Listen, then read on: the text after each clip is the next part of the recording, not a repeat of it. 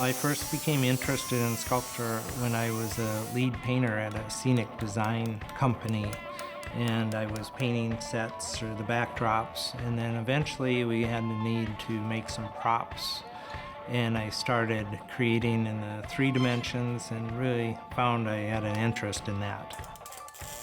The intensity of creating, I think, really sort of lured me into wanting to get to this field. It fit my personality.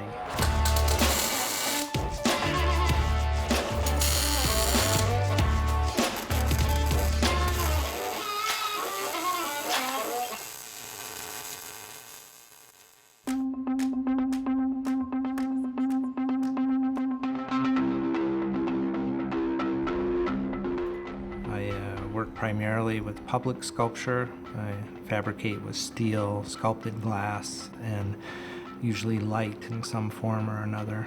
I would describe my work as being something that is engaging with the surroundings that it's in. So my normal mode of process for working with public sculpture is to take a pulse of where the piece is going and what the context would be of that piece and what that community is like in that space.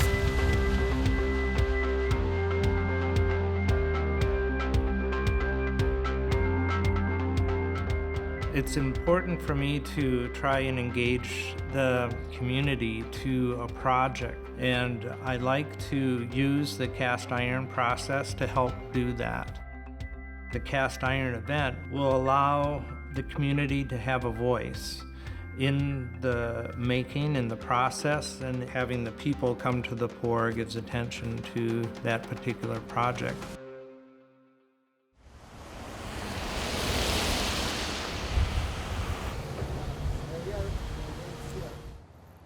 Little more.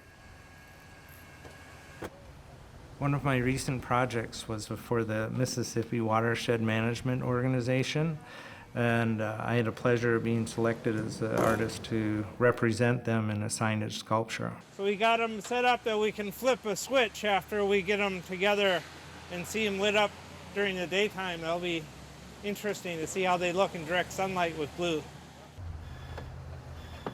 The MWMO sculpture was a challenge to integrate sculpture and signage.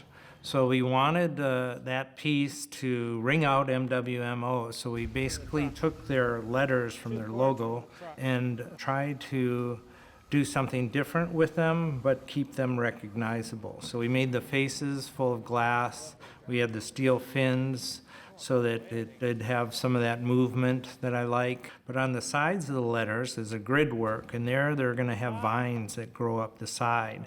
So it's illuminated from the inside, and these vines then will become a part of the aesthetic of the sculpture. But now we're going to see if the lights work. I sure hope they work, you know. Okay, give them a whirl. They do. Oh. It's some like signage and some like sculpture. It treads that line, which is hard to do sometimes, but I enjoyed that challenge.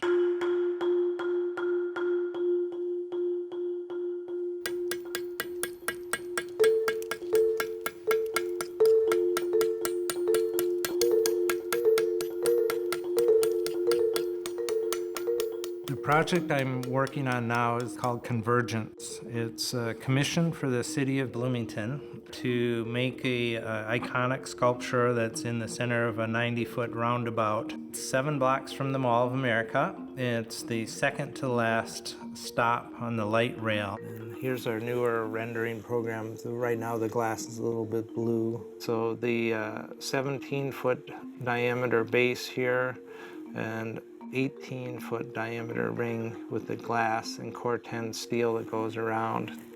So here's the fiber optic, the 1-inch wide stuff.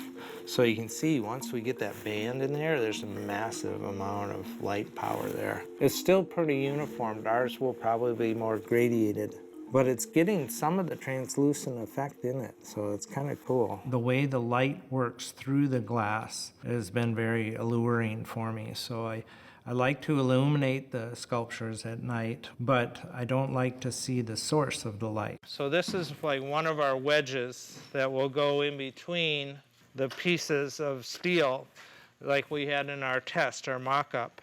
So we have one done and we just have 300 more to go.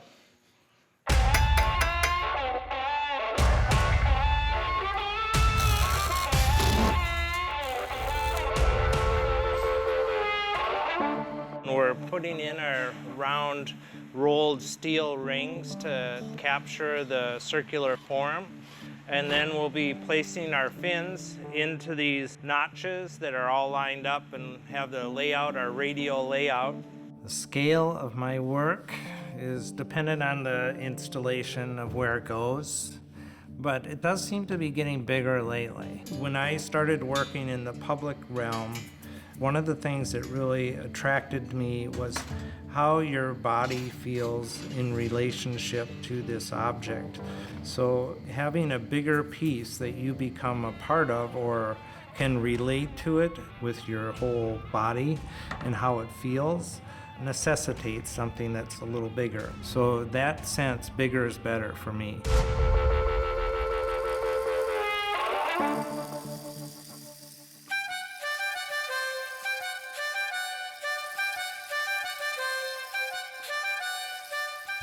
It's a real honor to have such a significant work in a significant place. So the inspiration was the people that live here, work here, visit here, and the site that we're at right now, the circular notion of a roundabout. And I'm really blessed to do what I do, to be able to have a piece that is my design in the public sphere is pretty awesome. 3, 2, 1, unveil! Ta-da! I'm really lucky I've been able to leave some sort of mark who I am as an artist and hopefully who that community is too.